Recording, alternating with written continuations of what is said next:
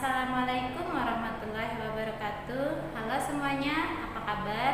Alhamdulillah. Perkenalkan, nama saya Nurjana SPDI. Sekarang ini saya mengajar di salah satu sekolah Islam, yaitu Sekolah Islam Terpadu Ukhuwah, khususnya unit PAUD Islam Terpadu Ukhuwah. Pada tahun ini saya diamanahi untuk mengajar di kelas TKB. Pada kesempatan ini saya ingin mereview sebuah buku yang berjudul Mendidik Anak dengan Cinta. Buku ini ditulis oleh Sinta Yudisia.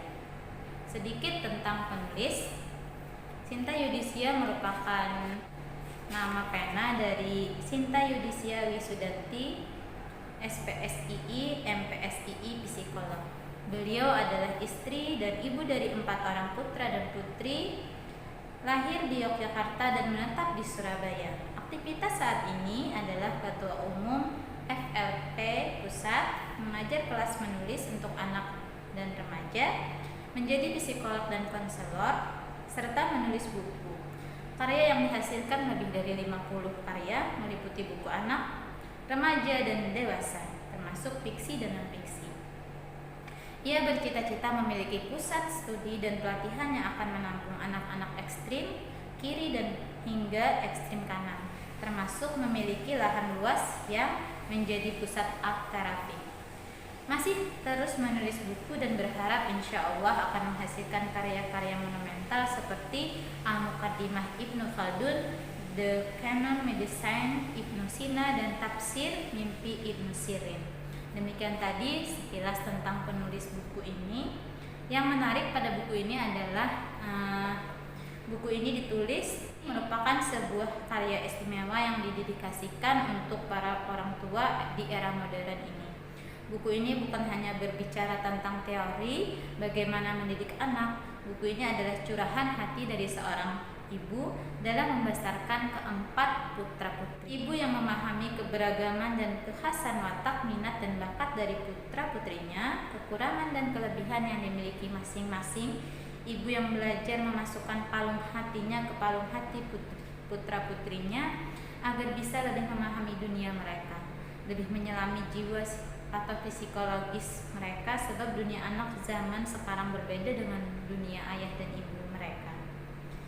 Bagi Anda yang memiliki putra dan putri dan ingin mereka pun membalas cinta Anda, memuliakan Anda, serta memiliki kedekatan dan kehangatan hubungan dengan Anda, mendidik anak dengan cinta dapat menjadi sebuah pilihan bacaan yang menarik untuk dimiliki. Nah, demikian tadi sekilas tentang buku ini. Saya sangat setuju sekali karena buku ini sangat cocok untuk ayah ibu yang mempunyai anak-anak, dan bekal juga buat kita semua bagaimana cara kita mendidik anak supaya anak-anak kita tumbuh dan berkembang menjadi anak-anak yang soleh dan solehah. Sekarang saya ingin mereviewnya, yaitu yang pertama, buku ini ada 3 bagian. Bagian pertama itu bab 1, siapakah Allah. Bagian-bagian di dalamnya, siapakah Allah, belajar tentang Allah, proses mengenal Allah, tujuan mengenal Allah, membentuk pengetahuan tentang Allah, berpikir strategis tentang Allah, metakognisi. Kemudian bab 2-nya, malaikat Allah. Yang pertama, malaikat Allah, siapakah malaikat, wujud malaikat, tugas malaikat, kisah-kisah hikmah di sekeliling kita, pernahkah bertemu malaikat. Bab ketiga, Al-Quran kita. Bagian-bagiannya, yang pertama, Al-Quran kita, role model dari orang tua, perlukah menghafal Al-Quran, memperdengarkan bacaan Al-Quran. Bab keempat, para nabi yang mulia. Isinya, yang pertama, para nabi yang mulia. Yang kedua, mulailah dengan nama. Yang ketiga, mengajarkan tentang nabi melalui lagu. Yang keempat, mengajarkan mengenal Nabi Shallallahu Alaihi Wasallam melalui film. Yang kelima, mengajarkan tentang Nabi melalui Al-Quran dan hadis. Yang keenam, mengenalkan Nabi dari kisah pengalaman sehari-hari. Selanjutnya bab 5, ayah ibu jangan mati. Bagiannya adalah ayah ibu jangan mati. Yang kedua, mengajak anak-anak takziah. Yang ketiga, berbincang tentang kematian. Yang keempat, mempersiapkan kematian. Masuk bagian 2, bab 1 pintar dan pintar. 1 pintar dan pintar, 2 momok matematika, 3 momok sekolah, 4 momok prestasi. Bab 2 tes IQ atau Agile Intelligence Question. Bab 2 tes IQ. 1 tes IQ, 2 salah kaprah penggunaan tes IQ. 3 menggunakan tes IQ dengan bijak. 4 insting dan sidis. 5 skor IQ tinggi atau rendah. 6 sebuah renungan tentang superior dan genius. 7 catatan untuk super chill. Bab 3 emotional question. 1. Mengapa emotional question? B. Asal mula tindakan tak bermoral. C. Anak pintar atau anak troublemaker. Yang 3 bab 1 kepribadian anak-anak kita. A. Kepribadian anak-anak kita. B. 5 jenis kepribadian. C. Kepribadian, kecerdasan, dan performa akademik. D.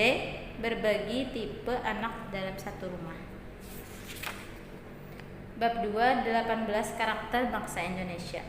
Nah, dari bagian-bagian dan bab-bab tadi yang sangat menarik itu pada buku ini beliau menceritakan pengalaman beliau sehari-hari dan menuangkannya dalam sebuah buku ini yang berjudul Mendidik Anak dengan Cinta.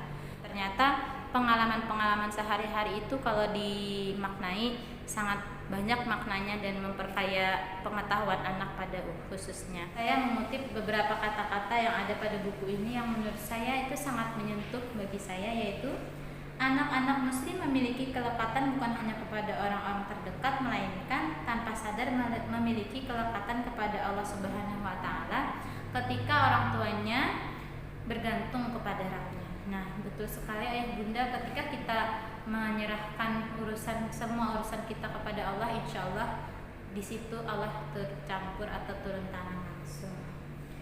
Yang kemudian selanjutnya mendidik anak-anak untuk mencintai dan membiasakan dekat dengan Al-Quran merupakan salah satu prinsip melejitkan potensi mereka.